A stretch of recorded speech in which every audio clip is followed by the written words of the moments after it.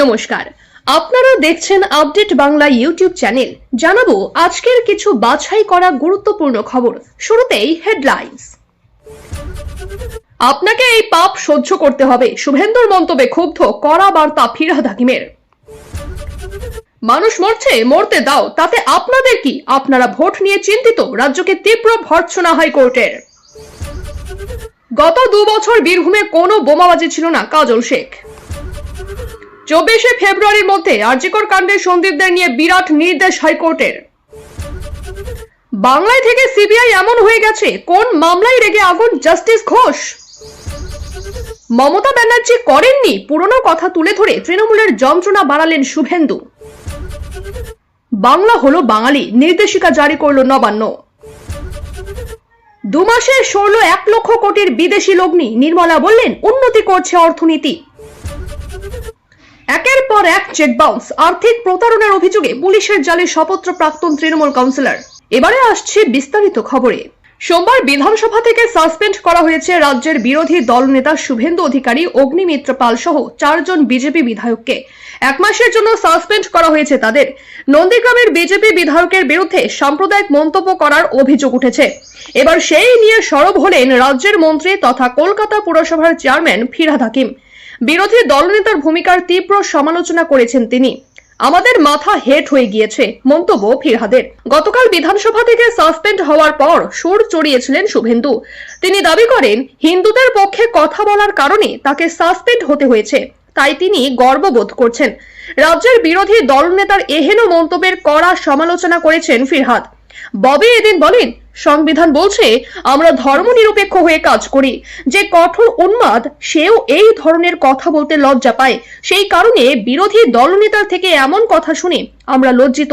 শুভেন্দুর উদ্দেশ্যে তিনি বলেন, আপনাকে এই পাপ সহ্য করতে হবে, মনে রাখুন। বিধানসভা থেকে সাসপেন্ড হওয়ার পর মুখ্যমন্ত্রী মমতা বন্দ্যোপাধ্যায়ের বক্তব্য বয়কটের ডাক দিয়েছিলেন শুভেন্দু। তিনি জানান, মঙ্গলবার বিধানসভা কক্ষে দাঁড়িয়ে মুখ্যমন্ত্রী যখন বক্তব্য রাখবেন, ঠিক সেই সময় বিধানসভার বাইরে দাঁড়িয়ে তিনি বক্তৃতা দেবেন। নির্দিষ্ট সময়ের আগে দলের তরফ থেকে মানুষের কাছে ওই ফেসবুক লিংক পৌঁছে দেওয়া হবে বলে জানান তিনি। এদিকে ফিরহাদের পাশাপাশি রাজ্যের বিরোধী দলনেতাকে আক্রমণ শানিয়েছেন রাজ্যের আরেক মন্ত্রী চন্দ্রিমা ভট্টাচার্য। তিনি বলেন, বিরোধী দলনেতা শপথ নিয়েছেন, তা সত্ত্বেও সংবিধানকে বুড়ো আঙুল দেখিয়ে ধর্ম নিয়ে বিভাজন করছেন। বিরোধী দলনেতা তার গরিমা নষ্ট করেছেন, তার চেয়ারের সম্মান নষ্ট করেছেন। জানা যাচ্ছে ইতিমধ্যেই নন্দীগ্রামের বিজেপি বিধায়ক তথা রাজ্যের বিরোধী দলনেতা শুভেন্দুর বিরুদ্ধে স্বাধিকার ভঙ্গের নোটিশ দেওয়া হয়েছে। তার হিন্দুত্ব মন্তব্যের প্রেক্ষিতেই এই নোটিশ বলে খবর। পরিষদীয় মন্ত্রী শোভনদেব চট্টোপাধ্যায় এই নোটিশ পাঠিয়েছেন। রাজ্য জুড়ে স্বাস্থ্য সংক্রান্ত ব্যবসা নিয়ে এবার ক্ষোভ প্রকাশ করলেন কলকাতা হাইকোর্টের প্রধান বিচারপতি টি.এস. শিবজ্ঞানম। মথুরাপুরে প্রাথমিক স্বাস্থ্য কেন্দ্র সংক্রান্ত মামলা নিয়েই রাজ্যকে তীব্র ভর্ৎসনা কলকাতা হাইকোর্টের প্রধান বিচারপতির বেঞ্চের। হাসপাতালকে জমি দেওয়া এবং আনুষঙ্গিক বিষয়টি নিয়ে মামলার শুনানিতে প্রধান বিচারপতি ক্ষোভ প্রকাশ করে বলেন, আপনারা পার্ক স্ট্রিটের আলোকসজ্জা নিয়ে গর্ব করেন, আর এই হাসপাতাল ভগ্নপ্রায়, পাইপ ভেঙে গিয়েছে, একদম অপরিচ্ছন্ন চত্বর। মানুষকে কেন করমণ্ডল এক্সপ্রেস ধরতে হয়? এদিন প্রাথমিক স্বাস্থ্য কেন্দ্র সংক্রান্ত মামলায় মন্তব্য প্রধান বিচারপতির। স্বাস্থ্য কেন্দ্রের শয্যা ব্যবস্থা নিয়েও প্রশ্ন তোলেন আবেদনকারীর আইনজীবী। সে প্রসঙ্গেও ক্ষোভ প্রকাশ করেন কলকাতা হাইকোর্টের প্রধান বিচারপতি। তিনি বলেন, চন্দননগরে কোনো মাল্টি স্পেশালিটি হাসপাতাল নেই। পুরুলিয়া, মুর্শিদাবাদ চলে যান, দেখবেন স্বাস্থ্য ব্যবস্থা কি অবস্থায় আছে। 1976-এ যেখানে 10টি শয্যা ছিল, 2025-এ এসেও স্বাস্থ্য সচিব বলছেন এই সংখ্যাই ঠিক। একমাত্র নির্বোধই এই যুক্তিতে বিশ্বাস করবে। হাসপাতাল তৈরি না করলে, সুবিধা না দিলে বেসরকারি হাসপাতালে যেতে বাধ্য হবেই। শুনানিতে উঠে আসে রাজ্য জুড়ে স্বাস্থ্য ব্যবস্থার একাধিক প্রেক্ষিত। সে প্রসঙ্গেও রাজ্যকে তীব্র ভর্ৎসনা মুখে পড়তে হয়। প্রধান বিচারপতি এদিন বলেন, মানুষ মরছে, মরতে দাও, তাতে আপনাদের কি? আপনারা ভোট নিয়ে চিন্তিত, ভোটারদের নিয়ে নয়। তিনি এও বলেন, আপনারা সুন্দরবনের মধুর জিআই ট্যাগ নিয়ে গর্ব করেন, সেটা সংগ্রহ করতে কত কষ্ট করতে হয় জানেন? হয়তো মনে করেন যে এরা চলে গেলে মধুকে সংগ্রহ করবে। হুইল চেয়ার দেওয়ার জন্য নির্দেশ দিতে হচ্ছে, খুবই লজ্জাজনক। মথুরাপুরে প্রাথমিক স্বাস্থ্য কেন্দ্র সংক্রান্ত মামলায় প্রধান বিচারপতির মন্তব্য, রাজনৈতিক ইচ্ছা ছাড়া আমলারা কাজ করতে পারে না, ভক্তি ছাড়া রথ টানা খুবই মুশকিল। আপনাদের নিয়োগ সংক্রান্ত নীতি পরিবর্তন করতে হবে। মানুষই আপনাদের ক্ষমতায় বসিয়েছে, কিছু ফিরিয়ে দেওয়াও দায়িত্ব আপনাদের। স্পষ্ট বোঝা যাচ্ছে যে কাজল শেখের নিশানায় অনুব্রত মণ্ডল। কাজল বলতে চাইছেন, যতদিন অনুব্রত জেলবন্দি ছিলেন ততদিন বীরভূমে কোনো অশান্তি ছিল না। সোমবার বোমাবাজির পর কঙ্কালীতলায় আলেফ শেখের বাড়ি পরিদর্শনে যান কাজল। নাম না করেই অনুব্রত গোষ্ঠীকে নিশানা কাজল শেখের। তিনি বলেন, বেশ কয়েকদিন ধরেই আলেফ ভাই বলেছেন তার বিরুদ্ধে চক্রান্ত করা হচ্ছে, তাকে প্রাণনাশের হুমকি দেওয়া হয়েছে, যে কোনো মুহূর্তে প্রাণের সংশয় ঘটতে পারে। ওর আশঙ্কাই সত্যি হলো। গত রাতে ঘটে গেল, ওর মেয়ে পড়াশোনা করছিল, বাড়ির পাশে বোমাবাজি। এই ঘটনায় এলাকায় চাঞ্চল্য ছড়িয়ে পড়ে। কাজল মনে করেন এর পিছনে বড় মাথার চক্রান্ত আছে। এরপর কাজল আরো বলেন, 2 বছর আগে বীরভূমে বারুদের গন্ধ ছিল না, কোথাও বোমাবাজি গুলি হয়নি। কেন হচ্ছে বলতে পারবো না, পুলিশকে বলবো এই ঘটনা বাঞ্ছনীয় নয়। অর্থাৎ যে সময়ের কথা কাজল বলছেন সেই সময় অনুব্রত তিহারে ছিলেন। সবটা মিলিয়ে তৃণমূলের গোষ্ঠী কোন্দল আবার সামনে চলে আসছে। গত বছর আগস্ট মাসে আরজিকর ঘটনার সূত্র ধরে সামনে এসেছিল সন্দীপ ঘোষের নাম। তারপর থেকেই একাধিক ইস্যুতে নাম জড়িয়েছে আরজিকর হাসপাতালের প্রাক্তন অধ্যক্ষের। জোড়া মামলায় গ্রেফতারও হয়েছিলেন তিনি। এবার সন্দীপ ঘোষ সহ 5 অভিযুক্তের আর্থিক দুর্নীতি মামলায় নিম্ন আদালতের বিচার প্রক্রিয়ায় কোনো রকম হস্তক্ষেপ করা যাবে না বলে নির্দেশ দিল কলকাতা হাইকোর্ট। এদিন আরজিকর কাণ্ডের সিবিআই দুর্নীতি সংক্রান্ত মামলা উঠেছিল কলকাতা হাইকোর্টে। সেখানেই বিচারপতি জয়মাল্য বাগচি ও বিচারপতি গৌরাঙ্গ কান্তের ডিভিশন বেঞ্চের নির্দেশ, নিম্ন আদালতের বিচার প্রক্রিয়ায় হস্তক্ষেপ করবে না উচ্চ আদালত। 2 বিচারপতির ডিভিশন বেঞ্চের নির্দেশ, সিবিআই এর নথি সংক্রান্ত বিষয় অভিযুক্তদের পর্যবেক্ষণের প্রয়োজন হলে আগামী 24 ফেব্রুয়ারির মধ্যে নিম্ন আদালতে আবেদন জানাতে পারবেন।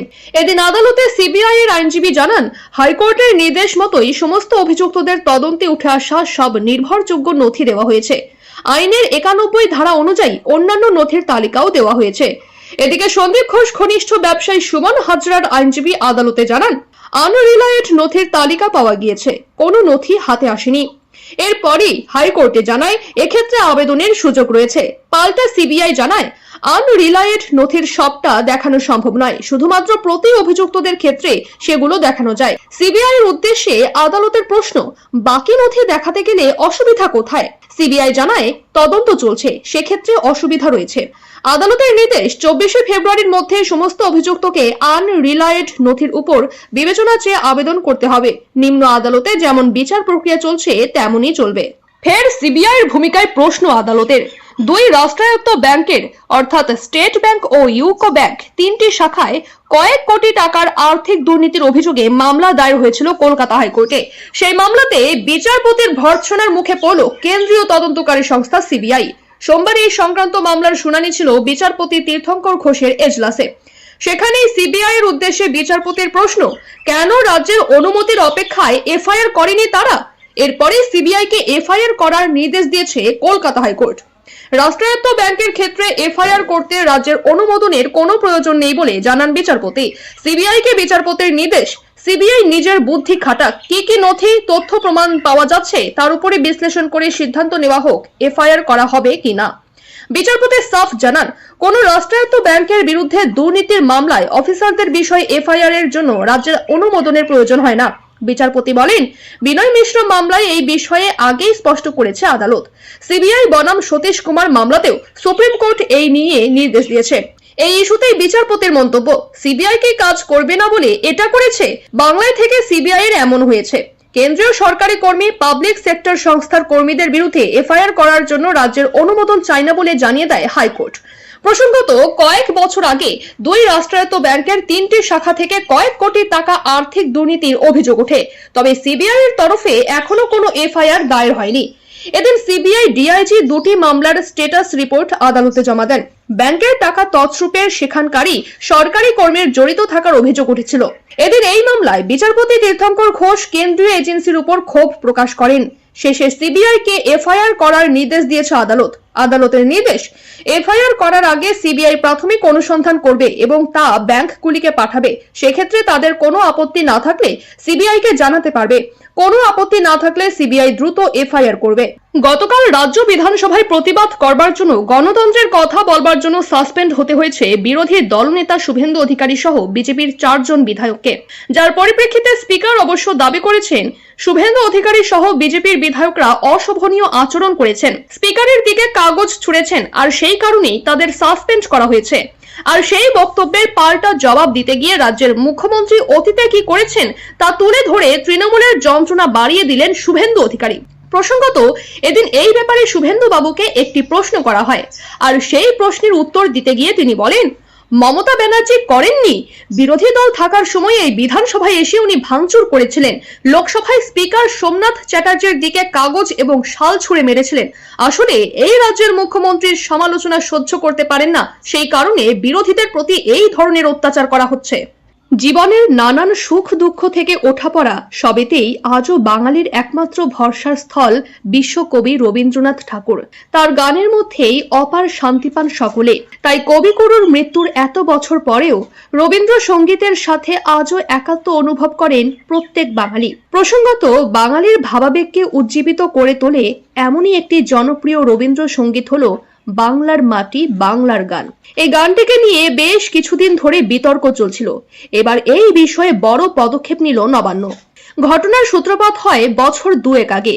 প্রসঙ্গত, 2023 সালে বিধানসভায় জোড়া প্রস্তাব পাশ করিয়ে বড় সিদ্ধান্ত নিয়েছিল রাজ্য সরকার, যার মধ্যে একটি ছিল পয়লা বৈশাখের দিনটিকে রাজ্য দিবস হিসেবে পালন করা হবে, এবং দ্বিতীয়ত রবীন্দ্রনাথ ঠাকুরের লেখা বাংলার মাটি বাংলার জল গানটি হবে পশ্চিমবঙ্গের রাজ্য সঙ্গীত। কিন্তু ওই বছরের ডিসেম্বর মাসেই এই রাজ্য সঙ্গীতের কথা বদল নিয়ে তৈরি হয় বিতর্ক। নির্দেশিকা মুখ্য সচিব জানিয়েছেন, এই রাজ্য সঙ্গীত সম্পন্ন করার জন্য 1 মিনিট সময় দেওয়া হবে। ওই নির্দেশিকায় উল্লেখ করা হয়েছে, রাজ্য সঙ্গীত হিসেবে গাওয়া হবে বাংলার মাটি বাংলার জল, বাংলার বায়ু বাংলার ফল, পুণ্য হোক পুণ্য হোক পুণ্য হোক হে ভগবান, বাঙালির প্রাণ বাঙালির মন, বাঙালির ঘরে যত ভাই বোন, এক হোক এক হোক এক হোক হে ভগবান। অর্থাৎ বাংলা আবার ফিরল বাঙালিতে, ঠিক যেমনটা লেখা রয়েছে রবীন্দ্রনাথের লেখা মূল গানের শব্দে। নতুন বছর 2 মাসও পেরোয়নি, তার মধ্যেই ভারতে প্রায় 1 লক্ষ কোটি টাকার শেয়ার বিক্রি করে তহবিল তুলে নিয়েছে বিদেশি লগ্নি সংস্থাগুলি। গত অক্টোবর থেকে প্রায় 1.56 লক্ষ কোটি এতে পড়েছে বাজার, শেয়ার সম্পদ হারাচ্ছেন লগ্নিকারীরা। এ নিয়ে যখন দেশ জুড়ে আশঙ্কা বাড়ছে, তখন আশ্বস্ত করলেন অর্থমন্ত্রী নির্মলা সীতারমণ। দাবি করলেন, শেয়ার বেচে বিদেশি লগ্নিকারীদের সরে যাওয়া ভারত থেকে মুখ ফেরানো নয়, ভারতীয় অর্থনীতি উন্নতি করেছে, তাই এখানে শেয়ার কিনে অন্য অনেক দেশের তুলনায় ভালো মুনাফা করা যাচ্ছে। লগ্নিকারীরা সেই লাভই ঘরে নিয়ে যাচ্ছেন, সেই দলে সামিল বিদেশি লগ্নি সংস্থাগুলিও। এদিকে এদিনে নির্মলা জানান, সরকার এবং রিজার্ভ ব্যাংক হাতে হাত মিলিয়ে কাজ করছে, লক্ষ্য মূল্য বৃদ্ধিকে নিয়ন্ত্রণে এনে আর্থিক বৃদ্ধিকে ঠেলে তোলা। বিশেষজ্ঞদের অবশ্য মত, নানা কারণে সরছে বিদেশি লগ্নি, যেমন আমেরিকায় ট্রাম্প প্রশাসনের আগ্রাসী শুল্ক নীতিতে ভারতের মতো উন্নয়নশীল দেশের বেশি ক্ষতি হওয়ার আশঙ্কা, চাঙ্গা ডলার সুযোগ, দুর্বল টাকা, এমনকি আমেরিকায় খুব বেশি সুদ না কমার ইঙ্গিত। অর্থমন্ত্রীর দাবি, ভারতীয় বাজার অর্থনীতি যেখানে দাঁড়িয়ে সেখানে লগ্নির ভালো রিটার্ন দেওয়ার আবহ তৈরি হয়েছে, সেই মুনাফা তোলা হচ্ছে। যদিও অর্থ সচিব তুহিন কান্ত পান্ডের বক্তব্য, বিদেশি লগ্নি আন্তর্জাতিক অনিশ্চয়তার কারণে নিজেদের দেশে সরছে, সিংহভাগ আমেরিকায়। তবে এই ঝোঁক সাময়িক, কারণ ভারতীয় বাজার পোক্ত, এখন দেশ বিশ্বের দ্রুততম বৃদ্ধির অর্থনীতি। আর্থিক প্রতারণার অভিযোগে গ্রেফতার করা হলো দুর্গাপুর নগর নিগমের 32 নম্বর ওয়ার্ডের প্রাক্তন কাউন্সিলরকে। ধৃত প্রাক্তন কাউন্সিলরের নাম মানস রায়, তার ছেলে অভ্রনীল রায়কেও গ্রেফতার করেছে পুলিশ। প্রাক্তন কাউন্সিলরের বিরুদ্ধে একাধিক আর্থিক প্রতারণার অভিযোগ দায়ের হয়েছে। সেই সব অভিযোগে বলা হয়েছে, জিনিস কিনে চেক দিয়েছেন প্রাক্তন কাউন্সিলর, কিন্তু সেই সব চেক বাউন্স হয়েছে। দুর্গাপুরের বেনাচিতি বাজারের এক মোবাইল ব্যবসায়ী অভিযোগ করেন, দলের এক নেতাকে উপহার দেওয়ার নাম করে জানুয়ারিতে তার কাছ থেকে 2টি দামি মোবাইল নিয়েছিলেন 32 নম্বর ওয়ার্ডের প্রাক্তন কাউন্সিলর মানস রায় ও তার ছেলে অভ্রনীল রায়। মোবাইল দুটির বাজার মূল্য প্রায় 1,92,000 টাকা। অভিযোগ, মোবাইল কিনে চেক দিয়েছিলেন, কিন্তু সেই চেক বাউন্স করে। তারপর মোবাইলগুলির টাকা চাইলেও তা দিতে টালবাহানা করেন। ওই ব্যবসায়ী সাংসদ কীর্তি আজাদের সঙ্গে দেখা করে সমস্ত ঘটনা জানান, পুলিশে অভিযোগ দায়ের করেন। আসানসোল দুর্গাপুর পুলিশ কমিশনারেটের ডেপুটি কমিশনার অভিষেক গুপ্তা বলেন, এই মামলার সঙ্গে রাজনৈতিক কোনো যোগ নেই, এটা একেবারেই একটি আর্থিক প্রতারণার মামলা। তাতে 2 জনকে গ্রেফতার করা হয়েছে। ধৃতদের আদালতে তুলে পুলিশ নিজেদের হেফাজতে চাইবে বলে তিনি জানান।